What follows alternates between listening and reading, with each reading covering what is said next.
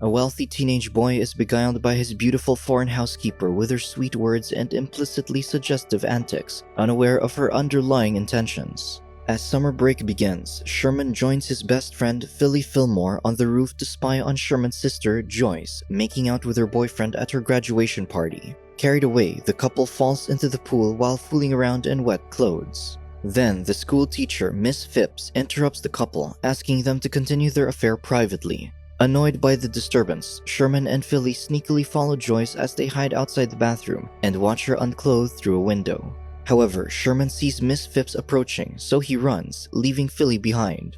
The alluring teacher confronts the teenage peeper, telling him to look for women appropriate for his age, so she beckons him back to the party.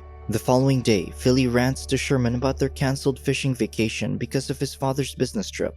Suddenly, the rich kid's new housekeeper, Nicole Mallow, calls her young master. She asks when he'll have his lunch, to which Philly replies he'll eat with his father at the airport. Fascinated by the voluptuous woman, Philly tells Sherman their new housekeeper is younger than those who came before her. Sherman wonders if she'll get it on with the gardener, Mr. Green, or the pretentious chauffeur, Lester Lewis, who overhears Philly's insulting banter. As the two friends walk away from the chauffeur's glare, Philly claims Nicole will get it on with him instead. Then, Lester warns Mr. Green to avoid the newly washed car, but the gardener carelessly throws the bag of soil over his shoulder, dirtying the vehicle and the pretentious chauffeur. Later, the two friends spend their afternoon in the pool when Joyce joins them. Joyce sees them ogling, so she tells them to play someplace else. Sherman splashes water at her, making her leave instead. Afterward, Sherman shares his distaste of visiting Honolulu for a family vacation instead of joining summer camp. He then dismisses his old housekeeper, Florence, who offers them something to eat. Reminded by Nicole, Philly wonders what she looks like beneath her uniform. At the airport, Mr. Fillmore tells his son to listen to the chauffeur and take care of the new housekeeper when he's away. While the businessman scolds Lester for carelessly handling his luggage, Philly drools at an intimate couple in front of them. Returning to Fillmore's residence, Lester stops at the servants' entrance instead of the front of the mansion, making it easier for him. Annoyed by his pompous chauffeur, Philly exits and slams the vehicle's door as he walks himself to the front of the house. The boy relishes his empty home in loneliness and detours to his room, taking the private lift. While Philly reads a magazine in the garden, Nicole approaches to chat with him. She asks him what most housekeepers do on their nights off, but Philly reveals they're all elderly women who usually go to sleep.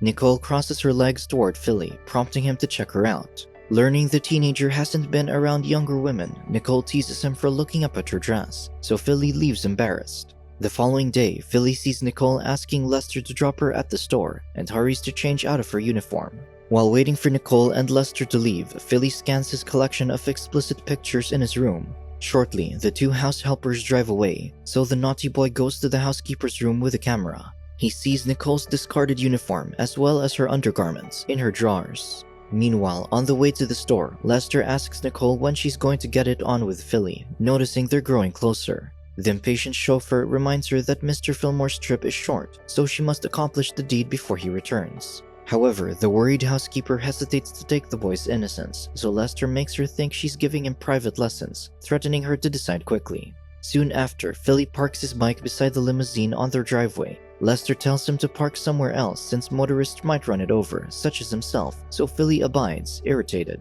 That night, Philly and Sherman climb over the garden wall to the servants' quarters with a camera. The mischievous duo hides behind the bushes and peeks at Nicole's window with binoculars. To their amusement, they see her change into a nightgown, so they move closer and duck whenever she looks outside. Shortly after, the housekeeper switches off her lights, disappointing Philly and Sherman. Later, Lester calls Philly, who's retreating to his room. The chauffeur informs his young master that he shouldn't upset Nicole since she had a mild heart attack at her last job, surprising Philly. The next day, Philly wakes early and hurriedly hides behind a bush outside Nicole's room.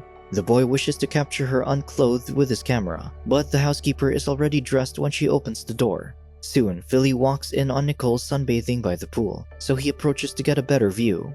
However, he triggers the water sprinkler, which alarms the housekeeper, and accidentally flashes the teen, who falls into the pool in shock. Philly persistently pursues Nicole in her room while riding his bike, eager to catch a sight of her voluptuous body, but he stumbles on a bush when she sees him. While having dinner, the housekeeper asks her young master why he hasn't said a word to her all day and teases Philly for stumbling on his bike. Later that night, the mischievous boy returns to his hiding spot outside Nicole's room. When he peeks at the housekeeper with his telescope, the woman suddenly appears at the other end, staring back at him. Caught, Philly shamelessly faces Nicole, who invites him inside. The alluring woman confronts the teen's desires to watch her disrobe, but Philly feigns ignorance about her accusations. Unexpectedly, Nicole orders the teenager to close the door, which he obliges, confused. When Philly is seated, Nicole starts unclothing herself provocatively while her employer's son stares at her in shock. The housekeeper invites him to touch her, but the extremely flustered teen declines. Philly also declines to have her underwear and thanks his housekeeper for the heated evening as he clumsily exits the room.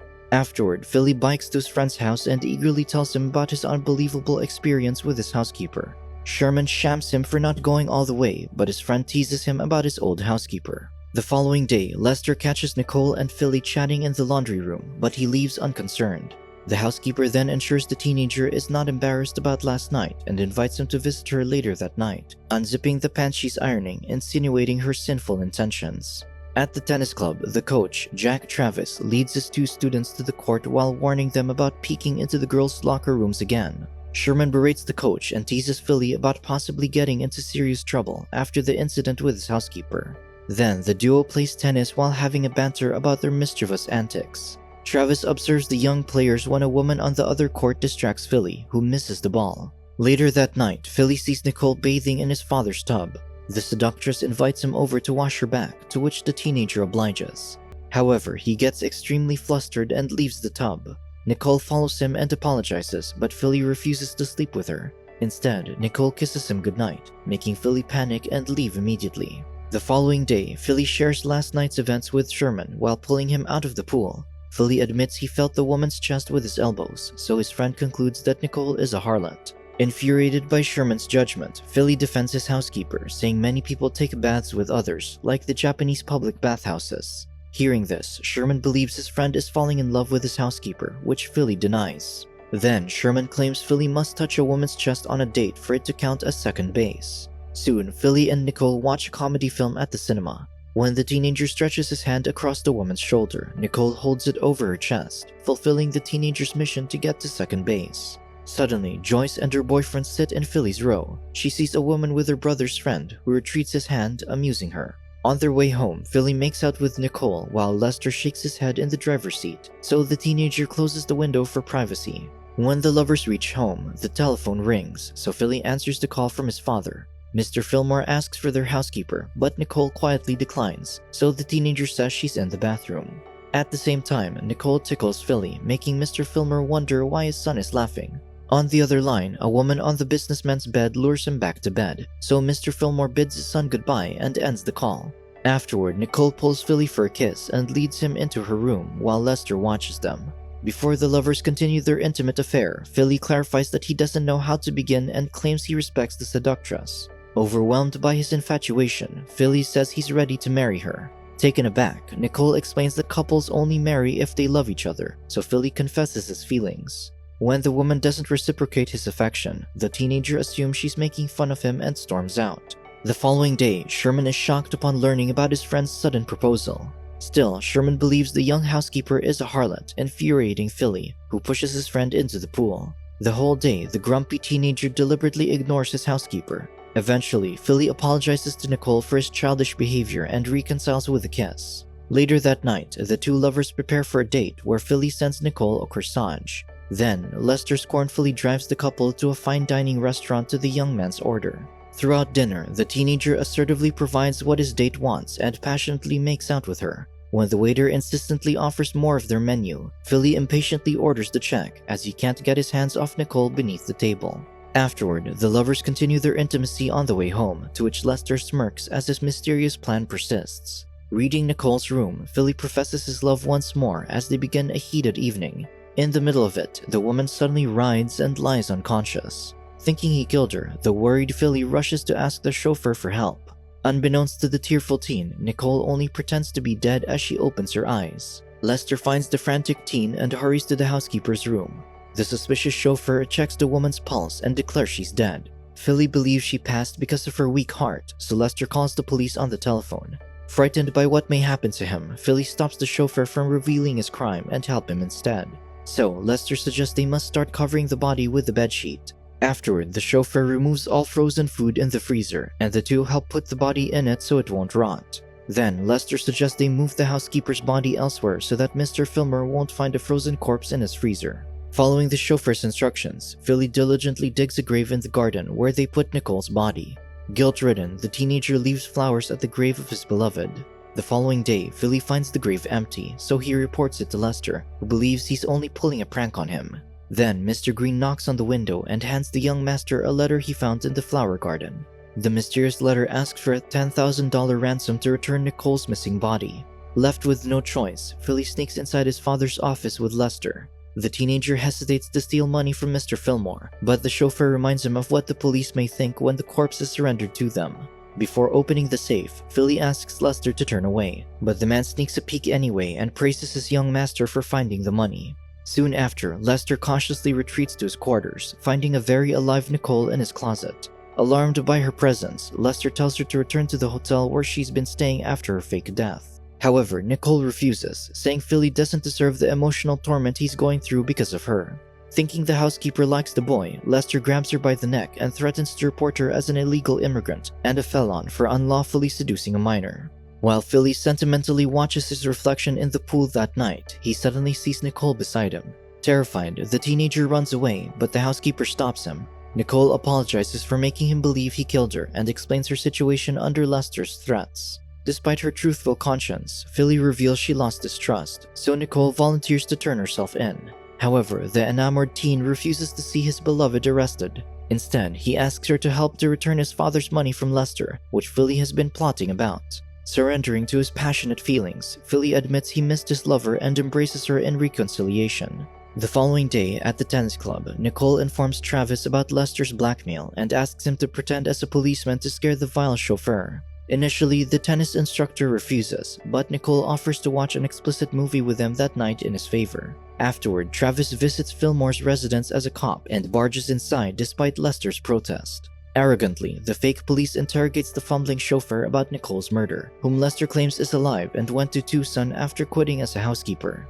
However, Travis continues his fraudulent investigation and barges inside Lester's room with Philly. He finds a dummy in the closet, a traveling suitcase, and a bag of Nicole's clothes. Distraught, Lester offers the cop a drink when Travis finds the housekeeper's bloody dress, which the accused claims is only tomato sauce. To conclude his investigation, Travis reveals he doesn't believe anything Lester said and labels him as the primary suspect in Nicole's murder. Desperate to prove his innocence, the chauffeur claims the woman is elsewhere, so Travis gives him 2 hours to prove she's alive. Before leaving, the fraud officer warns Lester about escaping and throws him to the ground, while Philly is amused by how the pompous chauffeur puts up with it. Later, Lester bribes the hotelier about Nicole's whereabouts, so the man reveals she went to Tucson, just like the chauffeur told Travis. Meanwhile, Philly fetches his lover hiding at Sherman's potting shed and informs her about the situation. However, Nicole believes Lester will run away, so Philly hurriedly borrows his friend's car. Unfortunately, none of them can drive, so Sherman takes the wheel and swerves on the road clumsily to the chauffeur's place, barely sparing a traffic officer and other vehicles. Concurrently, Lester retrieves the stolen money from a pot into his bag to escape. When he's about to exit the driveway, he pleads for Mr. Green to move his truck out of the way, but the gardener drives backward on him and slowly drives out. Just in time, the trio arrives when Lester speeds away. Nicole asks Mr. Green for help and joins him in his truck. Meanwhile, Travis drives past the escaping chauffeur and chases after him. Much later, Lester arrives at the airport and runs to his flight, but Mr. Fillmore sees him. Fresh from his trip, the businessman scolds the chauffeur for being late right before Philly and Nicole arrive. Then, Philly snatches Lester's bag and asks him to get the rest of his father's baggage. While the chauffeur insists on having his bag, they bump into Travis. Eagerly, Lester introduces the fraudulent officer to an alive Nicole, learning they know each other. Mr. Fillmore looks at them in confusion, but Philly insists they return home to Lester's distaste. Soon after, in the housekeeper's room, Nicole comments on the teenager's maturity. Then, she reveals she must leave since they can't keep their affair from Mr. Fillmore forever. Philly agrees, and Nicole promises to keep in touch. To conclude their illicit affair, Nicole and Philly spend their last moment entangled in a passionate night. The following day, the housekeeper waves farewell to her beloved as she leaves the manor for good. Lester drives her as he keeps his job, hiding his crime from his employer. Sometime late after summer break ends, Philly is entering class when he bumps into Miss Phipps. The young teacher claims the boy has grown up well since the beginning of summer. In return, Philly thanks her for her advice about looking for women appropriate for his age. The mischievous teen claims it worked well for him and suggestively invites her to discuss it more over dinner. Miss Phipps accepts the offer, charmed by the young man's guts, who appears not to take her advice very well. Subscribe to watch more videos like this, turn on notifications and leave a like to help the channel out. Thank you for watching.